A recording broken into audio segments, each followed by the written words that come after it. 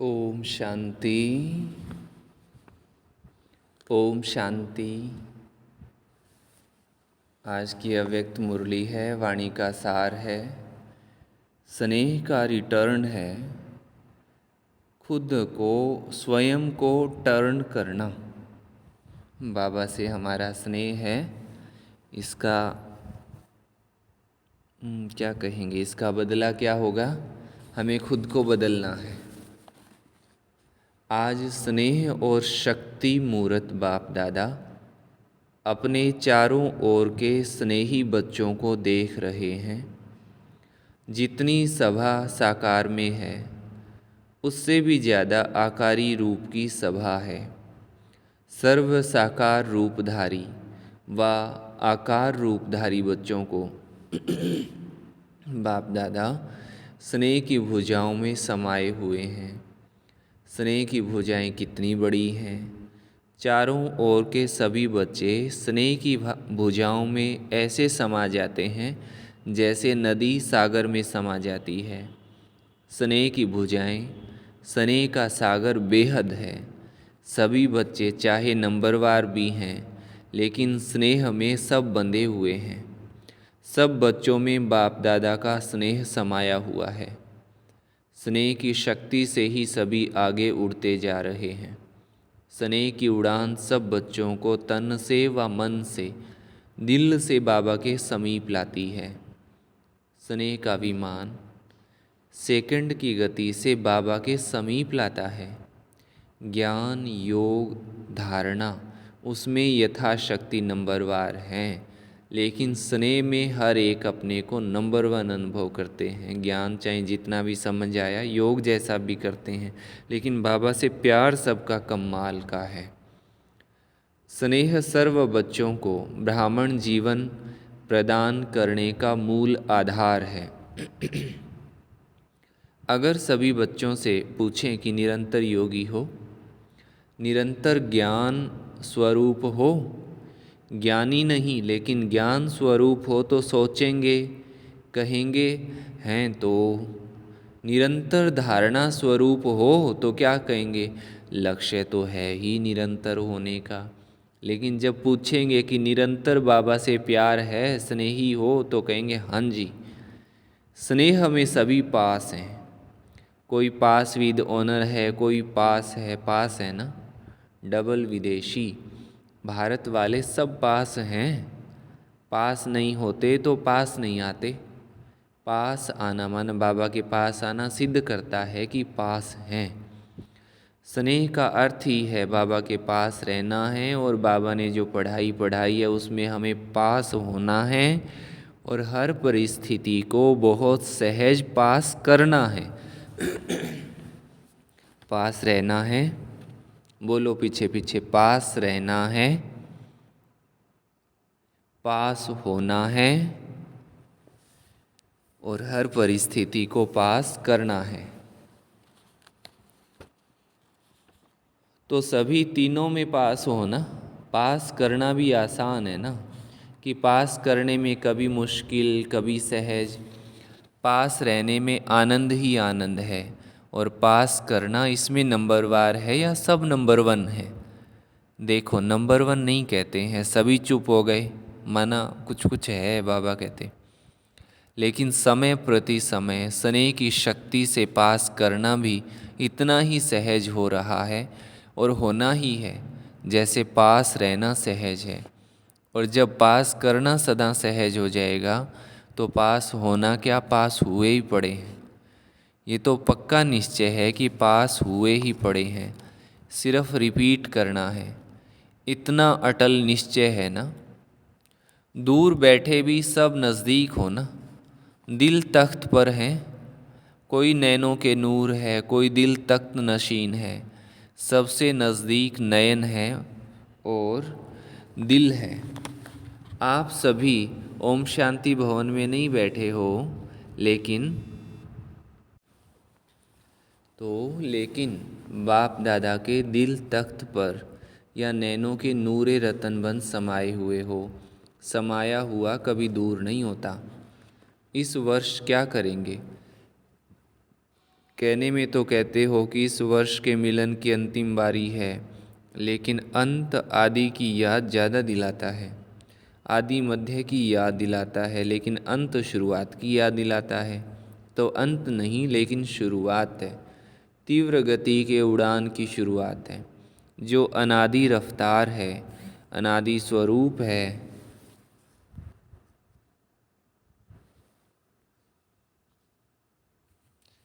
जो अनादि रफ्तार है, अनादि स्वरूप है।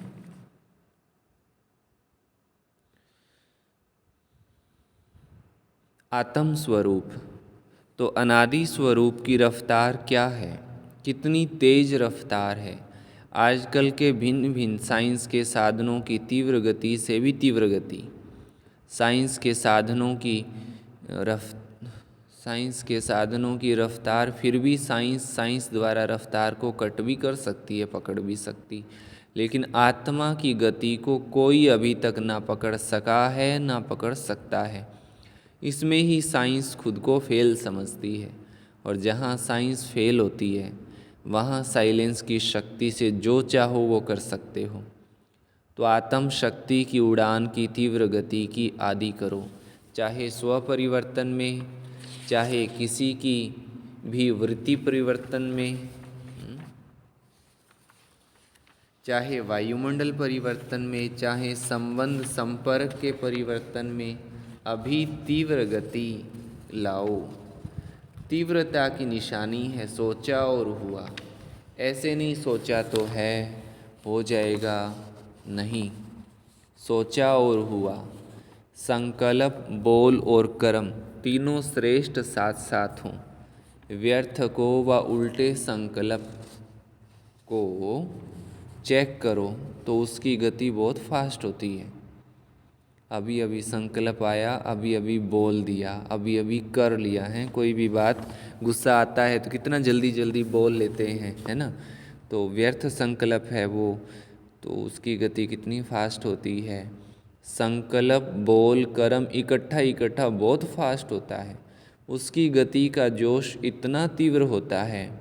जो श्रेष्ठ संकल्प, कर्म, मर्यादा, ब्राह्मण जीवन की महानता का होश खत्म हो जाता है। व्यर्थ का जोश, सत्यता का होश, यथार्थता का होश समाप्त कर देता है। और कुछ समय के बाद जब होश आता है तब सोचते हैं करना तो नहीं चाहिए था, यथार्थ नहीं है। लेकिन उस समय जब जोश होता है तो यथार्थ की पहचान बदलकर अयथार्थ को यथार्थ अनुभव करते हो, तो व्यर्थ का जोश होश को ख़त्म कर देता है। तो इस वर्ष सभी बच्चे विशेष व्यर्थ से अनजान, इनोसेंट बनो। जैसे जब आप आत्माएं अपने सतयुगी राज्य में थी तो व्यर्थ व माया से इनोसेंट थी, इसलिए देवताओं को महान आत्माएं संत कहते हैं, सेंट कहते हैं। ऐसे अपने वो संस्कार इमर्ज करो, व्यर्थ की अविद्या स्वरूप बनो। समय, श्वास, बोल, कर्म सब में व्यर्थ की अविद्या अर्थात इनोसेंट। जब व्यर्थ की अविद्या हो गई तो दिव्यता स्वतः ही सहज ही अनुभव होगी और अनुभव कराएगी। अभी तक ये नहीं सोचो कि पुरुषार्थ तो कर ही रहे हैं। पुरुष इस रथ पर कर रहा है, तो पुरुष बन रथ द्वारा कराना, इसको कहा जाता है पुरुषार्थ। पुरुषार्थ चल रहा है नहीं, पुरुषार्थी सदा उड़ रहा है। यथार्थ पुरुषार्थी इसको कहा जाता है। पुरुषार्थ का अर्थ ये नहीं है कि एक बारी की गलती बार बार करते रहो और पुरुषार्थ को अपना सहारा बनाओ।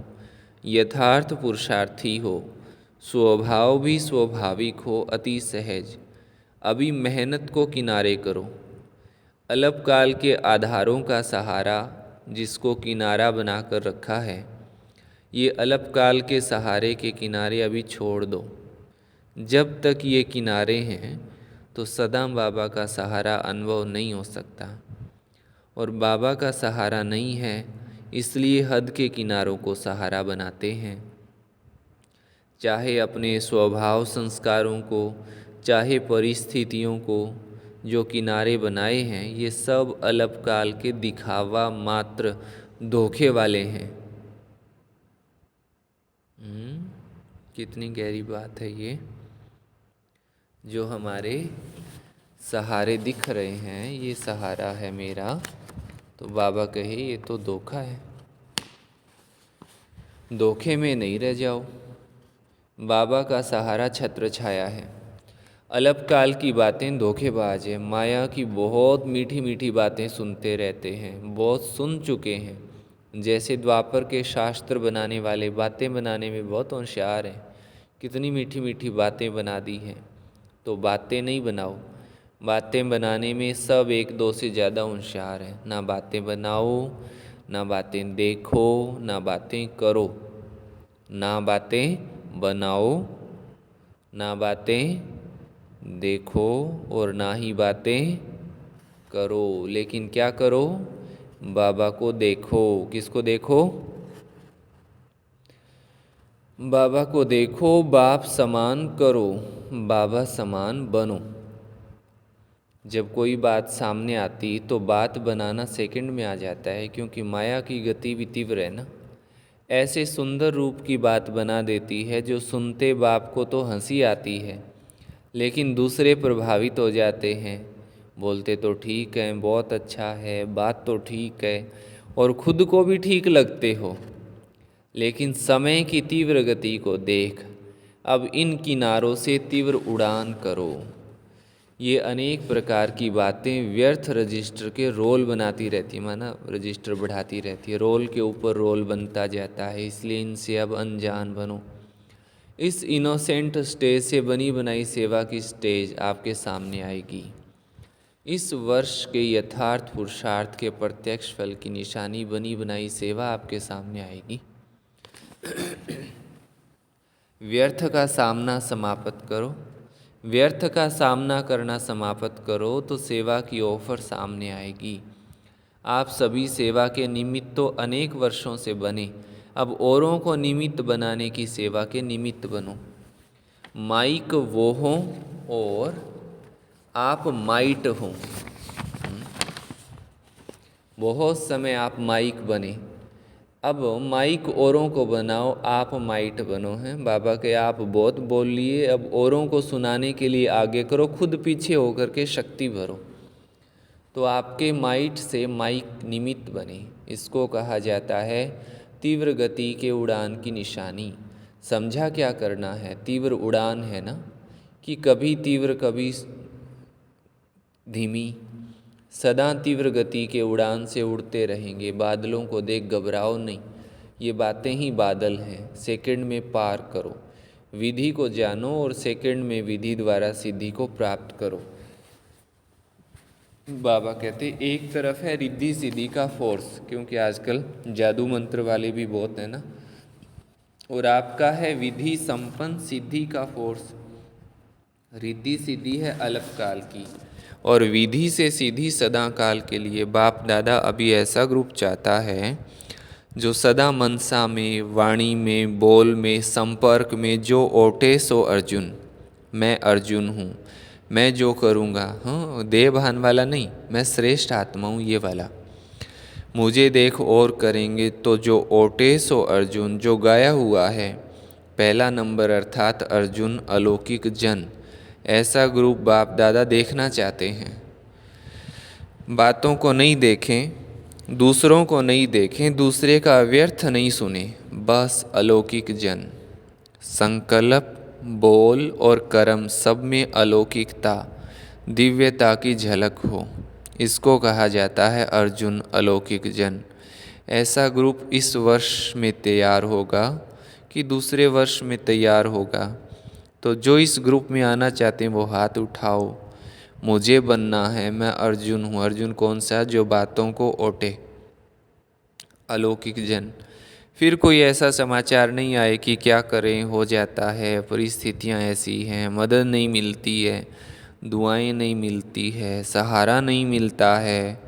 जिन्हों को कुछ समय चाहिए वो हाथ उठाओ। 1-2 मास चाहिए या 1-2 वर्ष चाहिए, जो भी ग्रुप में आए उनसे पूछना, फिर रिजल्ट सुनाना।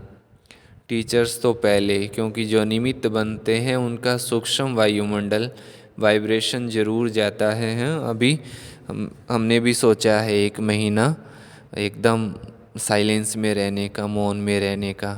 तो आपको दूसरे दीदी भी मुरली सुनाया करेंगे, तो सभी को एक्यूरेट अलर्ट होकर के मुरली सुनना है। तो बाबा कहे सूक्ष्म वायुमंडल वाइब्रेशन जरूर जाता है, पदम गुणा पुण्य भी मिलता है और पदम गुणा निमित्त भी बनते हैं। और शब्द तो नहीं बोलेंगे ना, टीचर बनना बहुत अच्छा है, गद्दी तो मिल जाती है ना, दादी दीदी का टाइटल मिल जाता है ना, लेकिन जिम्मेवारी भी फिर इतनी है। इस वर्ष में कुछ नवीनता दिखाओ, ये नहीं सोचो हाथ तो अनेक बार उठा चुके हैं, प्रतिज्ञा भी बहुत सालों से कर रहे हैं। ऐसे संकल्प ना सूक्ष्म में आए ना औरों के प्रति आए, ये संकल्प भी ढीला करता है। ये तो चलता ही आता है, ये तो होता ही रहता है, ये वाइब्रेशन भी कमज़ोर बनाता है। दृढ़ संकल्प करो तो दृढ़ता सफलता को अवश्य लाती है। कमज़ोर संकल्प नहीं उत्पन्न करो, उनको पालने में बहुत टाइम व्यर्थ जाता है। उत्पत्ति बहुत जल्दी होती है, 1 सेकंड में 100 पैदा हो जाते हैं, और पालना करने में कितना समय लगता है, मिटाने में फिर कितनी मेहनत भी लगती, समय भी लगता, और बाप दादा के वरदान व दुआओं से भी वंचित रह जाते हैं। सबकी शुभ भावनाओं की दुआओं से भी वंचित हो जाते हैं। शुद्ध संकल्प का बंधन गहराव ऐसा बांधो सबके लिए, चाहे कोई थोड़ा कमज़ोर भी हो, उनके लिए भी ये शुद्ध संकल्पों का गहराव एक छत्र छाया बन जाए, सुरक्षा का साधन बन जाए, किला बन जाए। शुद्ध संकल्प की शक्ति को अभी कम पहचाना है। एक शुद्ध व श्रेष्ठ शक्तिशाली संकल्प क्या कमाल कर सकता है, इसकी अनुभूति इस वर्ष में करके देखो। पहले अभ्यास में युद्ध होगी, बाबा हमें सुनाते हैं इसका। पहले अभ्यास में युद्ध होगी, व्यर्थ संकल्प शुद्ध संकल्प को कट करेगा। जैसे कौरव पांडव के तीर दिखाते हैं ना, तीर तीर को रास्ते में ही ख़त्म कर देता है। तो संकल्प को ख़त्म करने की कोशिश करता है, करेगा भी, लेकिन दृढ़ संकल्प वाले का साथी बाबा है। विजय का तिलक सदा है ही है। अब इसको इमर्ज करो तो व्यर्थ स्वतः ही खत्म हो जाएगा। व्यर्थ को समय देते हो ना, कट नहीं करते हो, लेकिन उसके रंग में रंग जाते हो। सेकंड से भी कम समय में कट करो, शुद्ध संकल्प से समाप्त करो, तो सबके शुभ संकल्पों का वायुमंडल का गहराव कमाल करके दिखाएगा।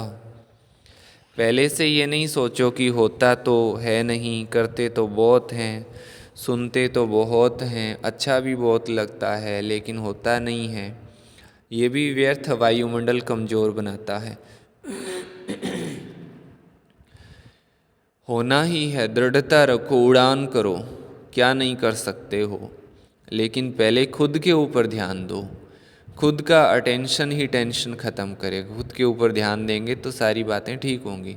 समझा क्या करना है। कोई कहे ये तो होता ही रहता है, पहले भी प्रतिज्ञा की थी, ये नहीं सुनो। इसमें कमज़ोरों का साथ नहीं देना, साथी बनाना।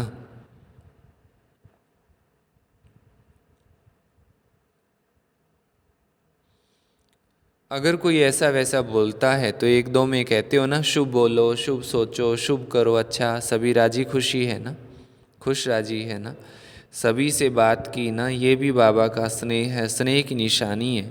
वो स्नेही की कमी नहीं देख सकता, स्नेही की गलती अपनी गलती समझेगा। बाबा भी जब बच्चों की कोई बात सुनते हैं तो समझते हैं मेरी बात है, तो स्नेही संपन्न संपूर्ण समान देखना चाहते हैं। सभी स्नेह में एक शब्द बाप दादा के आगे, चाहे दिल से, चाहे गीत से, चाहे बोल से, चाहे संकल्प से जरूर कहते हैं। बाप दादा तो सबका सुनता है ना। सभी एक बात बहुत बार कहते हैं कि बाबा के स्नेह का रिटर्न क्या दें, लेकिन क्या से क्या तो बन गए हो ना। कोटों में कोई तो बन गए, कोई में कोई नहीं बने हो, तो कोटों में कोई तो बने हो ना। इसमें सब पास हो, बाबा रिटर्न क्या चाहते हैं? रिटर्न करना है, पहले खुद को बदलो, बाबा के समझा। बस यही बाबा का हिसाब होगा। ये तो कर सकते हो ना, स्नेह के पीछे ये नहीं कर सकते हो क्या? मतलब का स्नेह तो नहीं है ना, स्नेह में त्याग करने के लिए तैयार हो, बाबा जो भी आज्ञा करे तैयार हो। स्नेह में सब 100% हो या कुछ परसेंटेज है? अपने को बदली करने के लिए तैयार हो, स्नेह के पीछे ये त्याग है या भाग्य है? भक्त तो सिर उतार कर रखने के लिए तैयार होते हैं, और आप रावण का सिर उतार कर रखने के लिए तैयार हो, मानो बुराइयों का सिर उतारने के लिए। शरीर का सिर नहीं उतारो, लेकिन रावण मानो बुराइयों का सिर तो उतारो। पांचों ही सिर उतारेंगे या एक दो रखेंगे? थोड़ा कमजोरी का सिर रखेंगे, चलो 5 नहीं, छठा दिखाते हैं ना, बेसमझी का वो रखेंगे। हाँ, रावण के मुकुट के ऊपर गधे का सिर दिखाते हैं। तो बाबा कहे अब कोई भी कमजोरी खुद में रखनी नहीं है, ये कमजोरियों के सिर को हटा दो, काट दो। बाबा कहे अच्छा। चारों ओर के मन की उड़ान में उड़ने वाले मधुवन निवासी अव्यक्त रूपधारी आत्माओं को, और साथ साथ संकल्प के विमान द्वारा मधुवन में पहुँचने वाली श्रेष्ठ आत्माओं को, और चारों ओर के सर्वश्रेष्ठ स्नेही, स्नेह में त्याग के भाग्य का श्रेष्ठ संकल्प करने वाली आत्माओं को, सदा एवन के संकल्प को प्रत्यक्ष जीवन में लाने वाले बाबा के समीप आत्माओं को, बाप दादा का याद प्यार, और हर एक भिन्न भिन्न भारत के देश व विदेश के हर एक बच्चे को नाम सहित विशेषता संपन्न याद प्यार व नमस्ते। हम रूहानी बच्चों की रूहानी बाप दादा को, माता पिता बाप दादा को याद प्यार, गुड मॉर्निंग और नमस्ते वरदान दिया बाबा ने। अभ्यास की एक्सरसाइज द्वारा सूक्ष्म शक्तियों को जीवन में समाने वाले शक्ति संपन्न भव। ब्रह्मा माँ की बच्चों में रूहानी ममता है, इसलिए सूक्ष्म स्नेह के आह्वान से बच्चों के स्पेशल ग्रुप वतन में इमर्ज करके शक्तियों की खुराक खिलाते हैं। जैसे यहाँ घी पिलाते थे ब्रह्मा बाबा, पहले पहले बच्चों को मक्खन और बादाम भी खिलाते, घी भी पिलाते थे, और साथ साथ एक्सरसाइज कराते थे। ऐसे वतन में भी घी पिलाते, अर्थात सूक्ष्म शक्तियों की चीज़ें देते, और अभ्यास की एक्सरसाइज भी कराते हैं। तीनों लोकों में दौड़ की रेस भी कराते हैं, जिससे विशेष खातिरी जीवन में समा जाए और सभी बच्चे शक्ति संपन्न बन जाएं। स्लोगन है, स्वमान में स्थित रहने वाली आत्मा दूसरों को भी मान दे करके आगे बढ़ाती है। स्वमान में स्थित रहने वाली आत्मा दूसरों को भी मान दे करके आगे बढ़ाती है। अच्छा, ओम शांति। ये थी बाबा की आज की मुरली, और आज का स्वमान है, मैं शक्ति संपन्न आत्मा हूँ। मैं शक्ति संपन्न आत्मा हूँ। ओम शांति। आज की मुरली से मुख्य पॉइंट्स। आज बाबा ने कहा कि सभी बच्चे बाप के स्नेही तो हैं, और स्नेह सभी बच्चों में समाया हुआ है। स्नेह की उड़ान सभी बच्चों को तन से, मन से, दिल से बाप के समीप लाती है।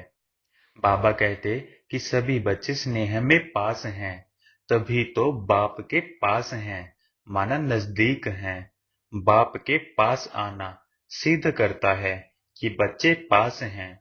स्नेह का अर्थ ही है पास रहना और पास होना, और हर परिस्थिति को बहुत सहज पास करना। बाबा ने कहा कि बच्चों को इस बात का निश्चय तो है कि पास हुए पड़े हैं। तो बाबा ने कहा कि हम बच्चों को तो बस इस ड्रामा को रिपीट करना है, और फिर यह निश्चय भी रखना है कि हम तो पास हुए ही पड़े हैं, हमें तो बस इस ड्रामा को रिपीट करना है। फिर बाबा ने बड़ी ही मुख्य बात कही कि हम बच्चे ओम शांति भवन में नहीं बैठे, लेकिन बाप दादा के दिल तख्त पर नूरे रतन बन समाये हुए हैं। फिर बाबा ने विशेष बात कही कि आत्म शक्ति की उड़ान में तीव्र गति लानी है, चाहे खुद का परिवर्तन हो, चाहे वायुमंडल का परिवर्तन हो, या चाहे संबंध संपर्क का हो। तो बाबा ने कहा कि तीव्र गति लाओ। तीव्रता की निशानी है सोचा और हुआ। संकल्प, बोल और कर्म तीनों श्रेष्ठ साथ साथ हो। फिर बाबा ने व्यर्थ को खत्म करने के लिए कहा कि व्यर्थ से मुक्त हो जाना है। व्यर्थ का जो जोश है वो सत्यता के होश को समाप्त कर देती है। तो बाबा ने कहा कि व्यर्थ को समाप्त करना है। फिर बाबा ने कहा कि अल्पकाल की जो भी चीजें हैं वो सब धोखेबाज हैं। एक बाप का सहारा ही सच्चा छत्र छाया है। फिर बाबा ने हम बच्चों प्रति कहा कि हमारे संकल्प में, बोल में और कर्म में दिव्यता की झलक दिखाई देनी चाहिए। आज का स्वमान, मैं शक्ति संपन्न आत्मा हूँ। आज का अव्यक्त इशारा, संपूर्णता को प्राप्त करने के लिए सदा उपराम और दृष्टा बनो। अपनी देह से भी उपराम, अपनी बुद्धि से भी उपराम। मेरे संस्कार हैं, इस मेरेपन से भी उपराम। मैं यह समझती हूँ, इस मैंपन से भी उपराम। तो मैं शरीर हूँ, एक तो यह छोड़ना है। दूसरा, मैं समझती हूँ, मैं ज्ञानी तू आत्मा हूँ, मैं बुद्धिमान हूँ। यह मैंपन मिटाना है। जहाँ मैं शब्द आता है वहाँ बाप दादा याद आए। जहाँ मेरी समझ आती है वहाँ श्रीमत याद आए। ऐसे ही फिर साक्षी दृष्टा भी बनना है, तब ही संपूर्णता को प्राप्त कर सकेंगे। अच्छा, ओम शांति। आदि देवी जगदम्बा सरस्वती का परिचय।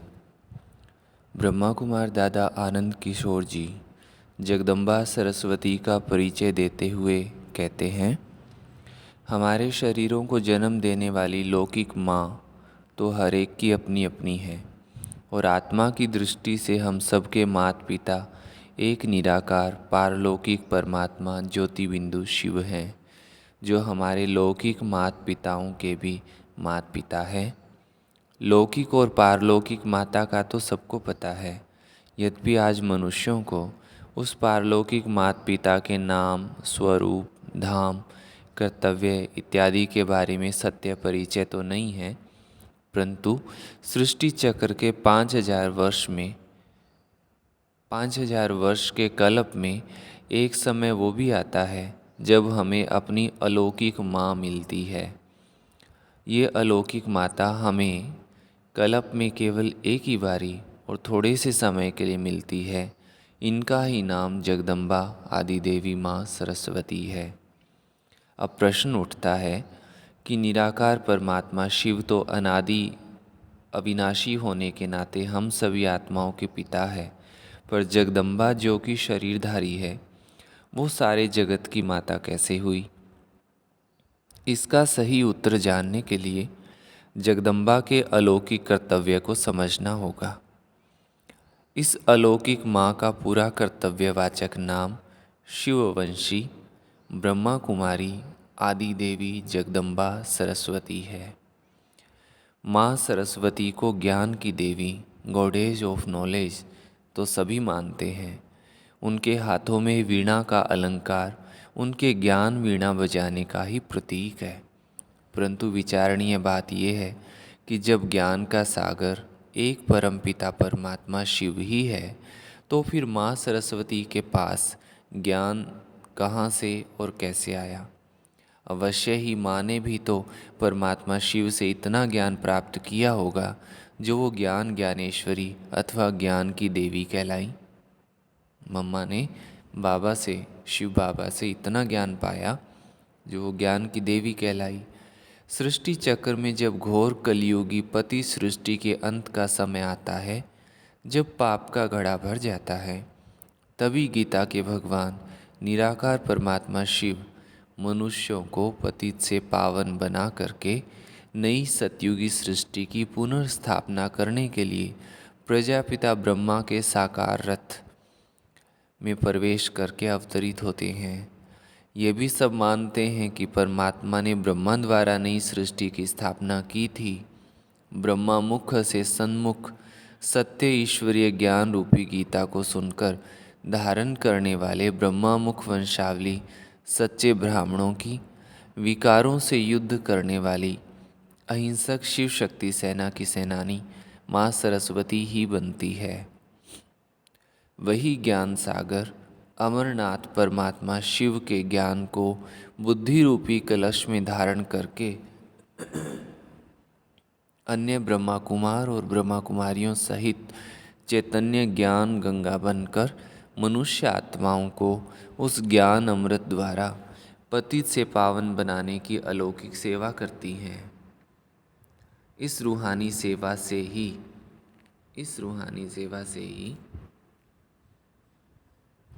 ये कलयुगी भ्रष्टाचारी सृष्टि कांटों के जंगल से बदल करके सतयुगी श्रेष्ठाचारी फूलों का दैवी फूलों का बगीचा बन जाती है। इसी अलौकिक कर्तव्य की यादगार में भारत की नदियों के नाम गंगा, जमुना, गोदावरी, कृष्णा, कावेरी, ब्रह्मपुत्रा इत्यादि रखे हुए हैं। सरस्वती गुप्त नदी है। अतः प्रजापिता ब्रह्मा और शिववंशी ब्रह्मा कुमार सरस्वती ईश्वरीय ज्ञान योग के बल से नई सतयुगी दुनिया की पुनः स्थापना करते हैं। इसलिए उनको जगत के अलौकिक पिता और माता कहा जाता है। उनका ये अलौकिक कर्तव्य कलयुग के अंत और सतयुग के आदि के संधि काल अथवा संगम के समय चलता है। इसलिए सरस्वती को संगम पर दिखाते हैं, परंतु आज इलाहाबाद में पानी की नदियों के संगम को ही सच्चा संगम समझ लिया है, जो वास्तव में संगम युग का भक्ति मार्गीय यादगार मात्र है। नई सृष्टि के आदि के समय कर्तव्य किए होने के कारण जगदम्बा को आदि देवी भी कहते हैं।